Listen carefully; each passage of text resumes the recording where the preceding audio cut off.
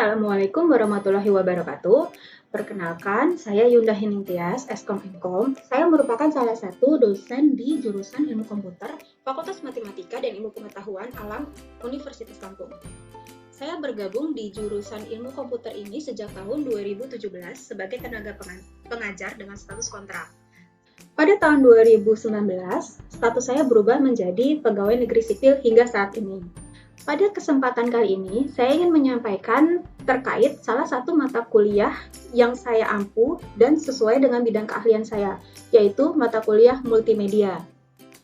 Mata kuliah multimedia ini merupakan salah satu mata kuliah wajib yang harus diambil oleh mahasiswa pada salah satu program studi di jurusan Ilmu Komputer, yaitu program studi D3 Manajemen Informatika. Mata kuliah ini memiliki bobot sebanyak 3 SKS, dengan rincian 1 SKS teori dan 2 SKS praktikum. Mata kuliah ini membahas tentang konsep dasar multimedia, perangkat yang umumnya digunakan di dunia kerja pada saat ini, kemudian perkembangan teknologi terbaru, dan produk-produk yang saat ini banyak digunakan oleh masyarakat. Mahasiswa nantinya akan belajar tentang perkembangan multimedia dari awal sampai saat ini. Kemudian mahasiswa juga akan mempelajari komponen-komponen multimedia seperti grafik, vektor, bitmap, warna, font dan teks, kemudian layout, dan bagaimana teknik kompresi sederhana. Selain mata kuliah teori, mahasiswa akan belajar mata kuliah praktikum. Mata kuliah praktikum ini akan mempelajari tentang tools atau perangkat atau software yang saat ini banyak digunakan di dunia kerja. Dengan mengambil mata kuliah ini, diharapkan mahasiswa dapat menghasilkan produk-produk digital dalam bentuk desain grafis 2 dimensi yang fenomenal. Adapun capaian pembelajaran mata kuliah multimedia terdiri dari 3, yaitu CPMK 1, CPMK 2, dan CPMK 3. Sedangkan untuk sub CPMK multimedia ini terdiri dari 9 sub CPMK yang semuanya sudah tertuang dalam RPS dan sudah ditandatangani oleh Ketua Rumpun Keilmuan Program Studi dan Ketua Program Studi D3 Manajemen Informatika. Mata kuliah ini memiliki 16 pertemuan yang terdiri dari 14 pertemuan teori dan praktikum, 1 pertemuan untuk ujian tengah semester, dan 1 pertemuan untuk ujian akhir semester. Mata kuliah ini menggunakan sistem pembelajaran luring, yaitu pertemuan di kelas sebanyak 1 SKS dan pertemuan di praktikum sebanyak 2 SKS. Selain itu, mata kuliah ini juga menggunakan sistem pembelajaran daring, yaitu menggunakan Vclass yang beralamat di vclass.unila.ac.id. Adapun metode pembelajaran yang saya pilih adalah contextual teaching and learning. Metode ini saya pilih agar mahasiswa lebih dapat memahami keterkaitan antara materi yang diberikan dengan konteks dalam dunia nyata. Untuk sistem penilaian, saya menggunakan 6 komponen penilaian. Penilaian pertama yaitu tentang sikap, perilaku, dan keaktifan selama di kelas, sebanyak 5%. Komponen penilaian kedua yaitu kuis, sebanyak 10%. Komponen penilaian ketiga yaitu tugas, baik individu maupun mandiri, yang memiliki bobot sebanyak 25%. Komponen penilaian keempat yaitu UTS sebanyak 15%, komponen penilaian kelima yaitu UAS sebanyak 15%, dan komponen penilaian keenam yaitu praktikum sebanyak 30%. Selama proses pembelajaran, saya menggunakan banyak sekali referensi. Namun, referensi utamanya saya ambil dari buku digital multimedia karya Nigel Catman dan Jenny Catman. Sedangkan referensi pendukung lainnya, ini saya menggunakan banyak referensi digital yang tersebar luas di internet. Berikut ini merupakan video pembelajaran mata kuliah multimedia pada pertemuan keempat dengan tema pembelajaran yaitu tipografi. Oke, Assalamualaikum warahmatullahi wabarakatuh. Selamat siang semuanya. Oke, gimana hari ini kabarnya? Alhamdulillah baik. Ngantuk ya siang-siang gini? Semangat. Oke, Hari ini kita masuk ke pertemuan keempat ya. Nah, sebelumnya untuk memulai kelas dengan baik, mari kita berdoa menurut kepercayaan masing-masing. Berdoa dimulai.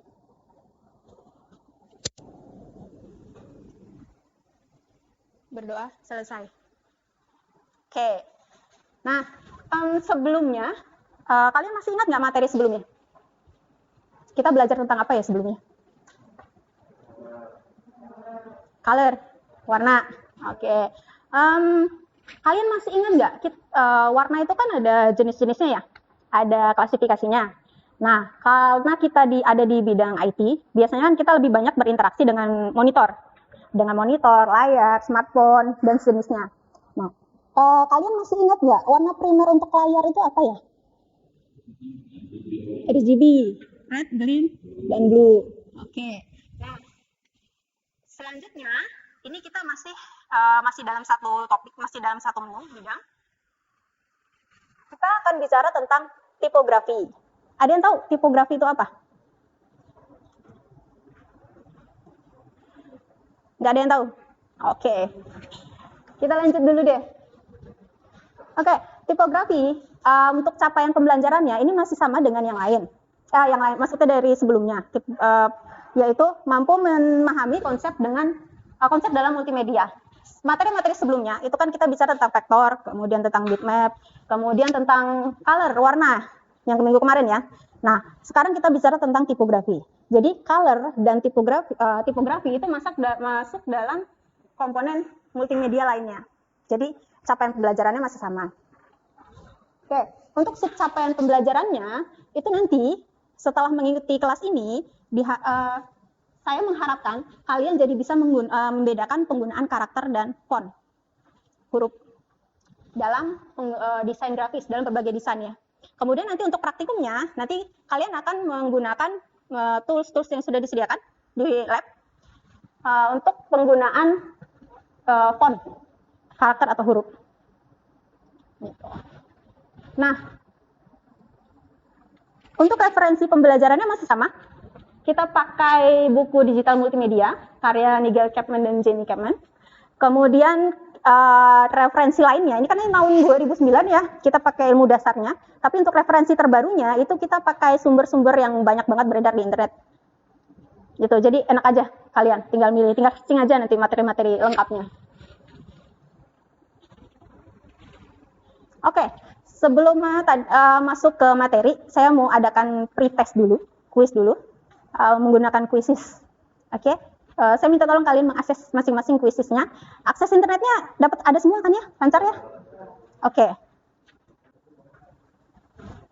Silakan join kodenya, join code-nya.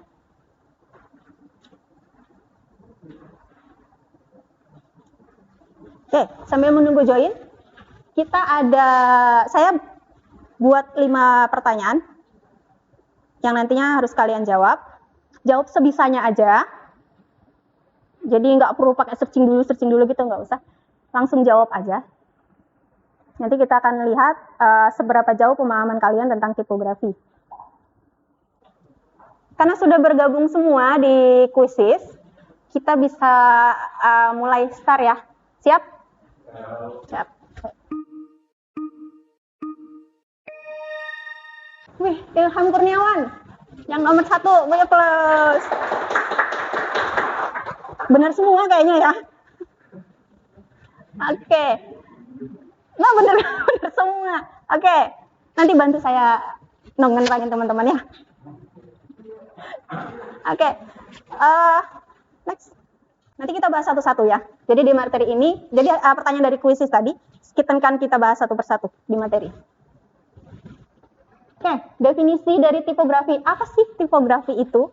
Nah, tipografi itu merupakan sebuah seni yang mengatur kata per kata, yang nantinya akan membuat sebuah teks mengatur sebuah kalimat ya, mengatur sebuah huruf, yang nantinya akan membentuk sebuah kata nantinya akan membentuk sebuah teks ya. Nah, supaya tipografi ini seni atau teknik yang dapat membuat teksnya itu jadi menarik. Jadi berbentuk-bentuk gitu. Dan sesuai dengan maksud dibuatnya teks itu. Nah, tipografi itu menjadi peran kunci dalam desain grafis. Baik diperuntukkan sebagai iklan atau penerbitan, dan juga semua bentuk media digital. Sebenarnya nggak cuma media digital, media tertulis pun bisa. Seperti koran, tabloid, gitu. Kalau masih ada. Kalian baca nggak? Masih membaca koran? Pernah membaca koran? Pernah. Tabloid masih pernah? Nggak. Tabloid digital yang dibaca ya? Oke. Nah, peran tipografi ini ada 6. Kita ringkas aja jadi 6. Yang pertama, itu komunikasi sebagai media komunikasi dan penyampaian pesan. Gitu. Makanya masing-masing dari jenis font ya, jenis huruf itu punya artinya, punya tujuannya. Kemudian pembentukan identitas dan branding. Pernah nggak kalian memperhatikan setiap brand tertentu, terutama yang kita sebut yang terkenal aja, mereka punya jenis fontnya masing-masing dan nggak pernah ganti, mau produknya misal gini seperti Unilever, produknya kan ada banyak tuh jenisnya, tapi tulisannya tuh itu aja. Nah itu jadi branding khusus dimiliki oleh Unilever. Nah itu maksudnya. Kemudian poin yang ketiga, dia memiliki pengaruh emosional. Jadi kalau pernah nggak kalian coba seperti ini, kalian lagi marah, lagi kesel, lagi bete, tiba-tiba dosennya nyuruh kalian nulis, bikin laporan tertulis. Jadi hari itu juga, tulisan kalian gimana? Biasanya tulisannya nggak jelas, karena dia pakai emosi. Nah, dosennya yang baca juga kesel. Itu terbawa ke dalam emosi. Jadi menyampaikan pesannya itu lewat font tulisan. Gitu. Kemudian yang keempat itu hierarki informasi. Nah, kalau yang hierarki informasi itu contohnya simple, sederhana aja yang seperti di layar slide. Jadi kan saya menggunakan 2 jenis tipe huruf ya. Tipe huruf yang pertama, yang paling atas, ini judul dari slide-nya. Nah, judul dari slide ini saya gunakan jenis huruf yang tebal, kemudian ukurannya juga diperbesar. Ini menjadi hierarki utama. Atau misalkan hierarki kalau kita mau gampang, struktur organisasi gitu. Kan judulnya dari struktur organisasi kan tinggi ya, dia gede ya hurufnya. Kemudian judul cover. Nah itu, kemudian di bawah judul cover misalkan ada nama, kan hurufnya diperkecil ya. Nah itu masuk dalam hierarki informasi. Jadi yang paling penting itu judulnya, kemudian namanya. Sama seperti ini. Yang paling utama adalah judulnya, merupakan peran tipografi, kemudian hurufnya, kemudian baru tulisannya. Begitu. Yang kelima, itu keterbacaan dan aksesibilitas. Kemudian yang keenam, keselarasan estetika. Itu nanti penting dalam menentukan apakah misalkan kalian membuat brosur nih. Jadi kalian harus memilih huruf yang memang menarik. Gitu. Kemudian kita masuk ke jenis huruf. Serif. Ada yang tahu nggak ciri-ciri serif? Huruf serif.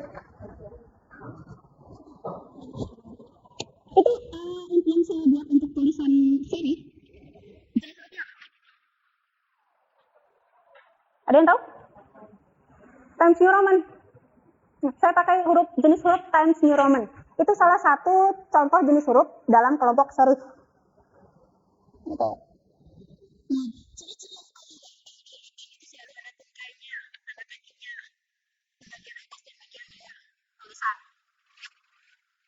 Kemudian ada hubungan lanjut ya. Jadi kalau kalian misalkan nih menggunakan huruf selain Times New Roman. Nah, tapi bentuk hurufnya selalu ada kakinya. Nah, itu masuk dalam kelompok serif. Itu ciri khas utamanya. Ada ujung-ujung lancip. Itu ciri khas utamanya. Kesannya huruf-huruf serif itu klasik. Kesan huruf klasik formal. Kemudian ada anggun, lemah gemulai, dan feminim. Biasanya untuk huruf serif ini jarang dipakai untuk dekorasi, untuk browser. Untuk apa? Untuk apa? Brosur, pamflet, itu jarang. Karena kesannya formal. Jadi seperti kurang menarik gitu. Biasanya yang pakai serif itu untuk tulisan-tulisan karya ilmiah, laporan itu biasanya, atau koran, itu pakainya serif.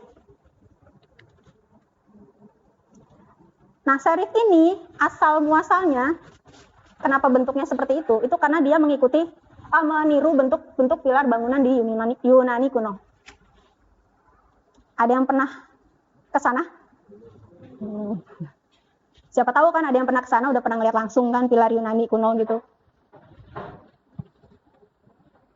Oke, kegunaannya untuk ukuran teks kecil di koran. Contoh yang paling umum itu biasanya di koran memang.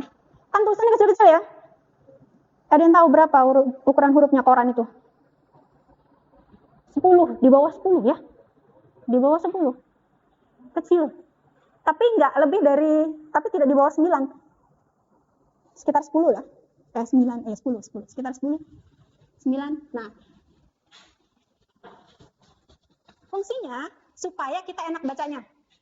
Jadi muncul seperti kalau kita baca koran kan nggak ada, kita seolah-olah ada garis ya di tulisan itu. Jadi dia membentuk garis ilusi.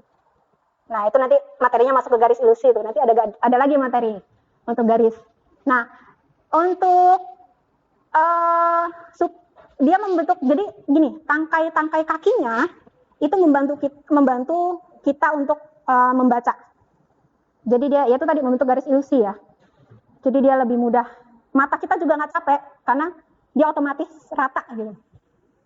Itu makanya walaupun koran hurufnya kecil dan padat, kita enak aja bacanya. Karena dia pakai serif kegunaannya. Oke. Sebelumnya ada yang ditanyakan? Nggak ada? Oke. Saya kayaknya kecepatan ya. Ada yang sadar nggak? Saya pakai huruf yang sama atau berbeda? Beda. Tadi yang pertama, pada slide sebelumnya, ini kan pakai Times New Roman. Ini full satu slide pakai Times New Roman. Nah, slide selanjutnya, itu saya pakai huruf yang berbeda. Ini tipe huruf Garamond. Tahu? Tipe huruf Garamond. Ada di Word, paling gampang. Word itu ada tipe huruf Garamond. Kalau misalkan kalian searching, ternyata nggak ada nih. Oh ya, berarti kalian harus install dulu. Harus install, manual. Kemudian yang kedua, ini Palatino.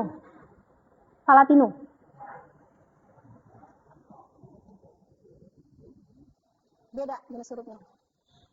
Garamond sama Palatino itu ada ketemu?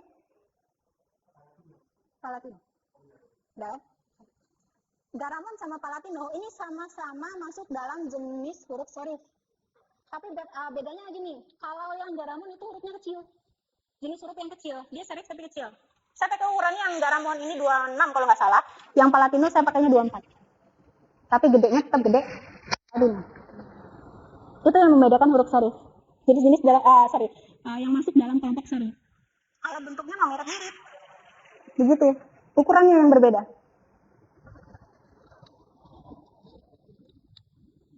Oke, selanjutnya kita masuk ke sans serif. Ini yang nggak pakai kaki, tanpa sirip.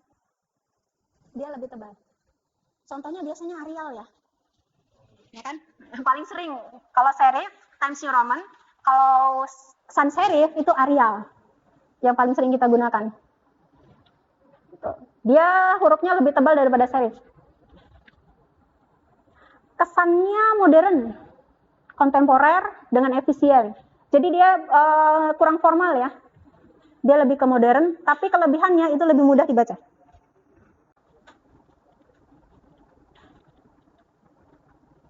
Oke.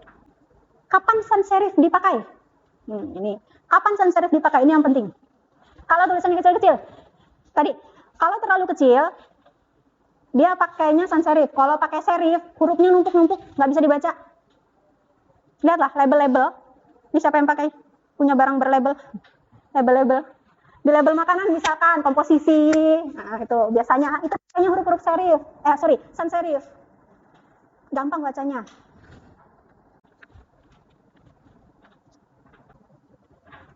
Oke, kemudian huruf yang sangat besar.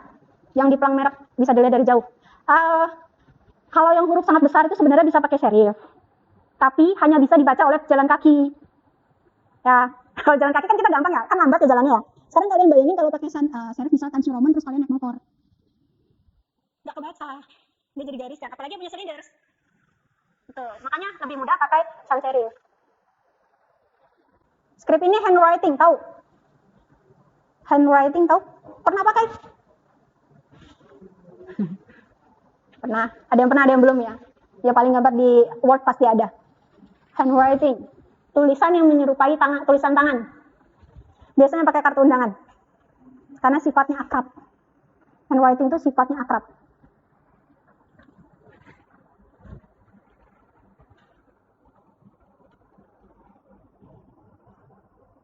Oke, ada beberapa macam. Ada mulai dari tulisan kuno sampai modern. Susah dibaca ya? Nggak cocok untuk layar.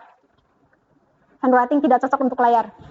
Biasanya cocoknya untuk surat menyurat. Sifatnya pribadi. Itu bisa pakai handwriting. Pakai script ya. Script atau handwriting. Nah, sifatnya pribadi ini yang lebih nggak kebaca lagi. Yang belakang kebaca nggak? Nggak. Tipis ya. Tulisannya tipis. Nah, ini untuk dekoratif. Jenis huruf dekoratif. Ini yang aneh-aneh. Semua jenis huruf yang aneh-aneh masuknya ke dekoratif. Ada banyak. Ini yang banyak banget. Kan kreasi manusia ada banyak ya. Jadi bentuk dasarnya itu seperti bentuk dasar sans serif atau serif. Kemudian ditambah-tambah hiasan, ornamen. Jadi kesannya bentuk ornamental. Gitu. Sampai sini ada yang mau ditanyakan? Kalau mau lihat huruf dekoratif, banyak. Searching aja dulu. Kalian searching font free font, itu ada banyak sekali jenis huruf dekoratif. Kalau yang disediakan di Word, atau mungkin nanti di Canva, atau mungkin di apa praktikumnya? Pakai apa kalian praktikumnya? Photoshop gitu. Itu terbatas. Namanya juga ngedesain ya. Ngedesain itu bisa satu orang beda tulisan jenis hurufnya dengan orang yang lain. Kadang-kadang walaupun di copy paste juga belum tentu muncul pilihan hurufnya di komputer kalian. Karena dia pakai instalan. Ya. Kalau mau ya banyak-banyak install huruf. Tuh. Ukuran font. Ini tinggi ukuran satuan untuk tinggi font itu ada pixel, point atau EM. Kalau pixel dan point biasanya dipakai dalam Photoshop, Corel, Canva, dan sejenisnya. Kalau M ini nanti untuk website, CSS. CSS apa CCS? CSS. Kirain ada yang salah nih. CSS. Ini umum, satu poin setara dengan 1/72 inch. Kemudian memberikan kontrol yang konsisten terhadap media cetak atau digital. Kemudian ada juga pixel. Pixel juga biasa dipakai dalam desain web dan desain digital. Kemudian ukuran pixel tergantung pada resolusi layar. Ini kelemahannya. Kalau resolusi layarnya kecil, berbeda dengan resolusi yang layarnya besar. Di ukuran pixelnya beda antara laptop dengan TV ukuran 52 inch. Itu beda ukurannya. Itu kelemahannya. Nah, EM ini scalable untuk ukuran yang relatif terhadap ukuran huruf saat ini dari elemen tersebut. Ini nanti biasanya banyak kalian pakai tadi ya di CSS web. Biar dia lebih konsisten. Misal gini, 1 EM diatur sama dengan huruf dasar elemen tersebut. Biasanya yang body. Sudah belajar web? CSS sudah ya? Nah. Ada kan biasanya yang body? Di body itu kemudian ada ukuran hurufnya misalkan 24 px. Nah, itu ukuran dasar. Contohnya begini deh. Ini ukuran dasar. Font, div, kan style, kemudian div, di sini font size-nya 24 px. Ini namanya ukuran dasar. Kemudian kalau kita pakai 0,5 em, berarti nilainya setengah dari ukuran dasar. Setengah dari 24. Berapa? 12 px. Jadi kalau kita pakai fungsi, kalau kita panggil strong ini, di bawah nih contohnya. Strong, teks tebal. Dia berarti ukurannya setengah dari ukuran dasar, 24. Berarti cuma 12 px ya. Nah, kemudian di sini ada small, di setting small, dia ukurannya 2 em. Berarti 2 kali ukuran dasar. Berapa? 2 kali ukuran dasar? 48 px ukurannya. Itu. Jadi ini hati-hati, walaupun dia menggunakan perintah strong atau menggunakan perintah small, perhatikan kalau dia ada setting font size-nya. Perhatikan setting font size-nya. Ini kalau settingannya seperti ini, nih yang settingan seperti ini, nanti cetak tebalnya, hasilnya seperti ini. Nih, walaupun dia menggunakan fungsi strong, perintah strong, karena di setting setengah dari ukuran aslinya, maka dia akan kecil. Yang ini small, karena dia di set font size-nya 2 kali ukuran dasar, jadi 48 px ya, ukurannya jadi gede sekali, jadi besar sekali. Oke, ada yang mau ditanyakan nggak? Nggak. Oke, kalau tidak ada yang ditanyakan, ini materi untuk next time berikutnya, untuk pertemuan berikutnya. Oke, kalau tidak ada yang ditanyakan, kita lanjut ke sesi berikutnya. Apa sesi berikutnya? Kuis. Nah, udah buru-buru pengen kuis kayaknya ya. Silahkan isi presensi di kelas masing-masing ya. Ya. Oke. Ada yang mau ditanyakan nggak sebelum kita mulai lagi nih? Belum ada? Ya wes, kalau belum ada. Oke, kita lanjut. Untuk mengetahui sejauh mana kalian sudah memahami materi, kita kuisis lagi ya. Oke. Silakan. Join. Oke. Next, sudah 15 orang? Sudah gabung semua? Sudah? Nah, nanti kita mulai ya. Oke, silakan.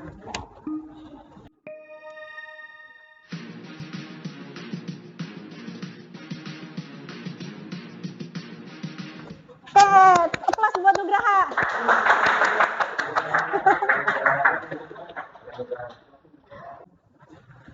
Wah, ini ada yang kurang nih, gimana ya? Oke, mayoritas benar semua. Ada beberapa mungkin nanti yang butuh pendalaman lebih lanjut ya, pendalaman materi lebih lanjut. Oke, gimana caranya? Salah satu caranya, pendalaman materi lebih lanjut. Belajar ulang. Gimana caranya supaya kalian belajar ulang? PR, tugas. Tugasnya dikerjakan secara berkelompok. Masih kelompoknya satu kelompok terdiri dari 5 orang aja ya. Oke, untuk soal tugasnya itu akan sudah saya share di Vkelas. Lihat cek di akun kalian masing-masing. Nanti yang mengumpulkan hanya 1 orang, anggota ketuanya saja. Waktunya 1 minggu. Cukup ya? Cukup. Oke, ada yang mau ditanyakan tidak? Sebelum kita tutup kelasnya? Enggak? Tutup kelas selesai ya. Oke. Sekian untuk pertemuan hari ini. Untuk penutupan, kita berdoa berdasarkan kepercayaan masing-masing. Oke, berdoa dimulai. Oke, berdoa selesai. Terima kasih untuk adik-adik sekalian untuk kerjasamanya mempelajari materi ini. Jangan lupa tugasnya dikerjakan minggu depan. Oke, sekian untuk pertemuan hari ini. Wassalamualaikum warahmatullahi wabarakatuh. Demikian video pembelajaran mata kuliah multimedia pada Prodi D3 Manajemen Informatika, jurusan Ilmu Komputer, Fakultas Matematika dan Ilmu Pengetahuan Alam, Universitas Lampung. Video ini saya buat sebagai salah satu syarat penyusunan dokumen pernyataan diri dosen dalam unjuk kerja kinerja perguruan tinggi sertifikasi dosen gelombang 1 tahun 2025. Akhir kata, saya ucapkan terima kasih. Wassalamualaikum warahmatullahi wabarakatuh.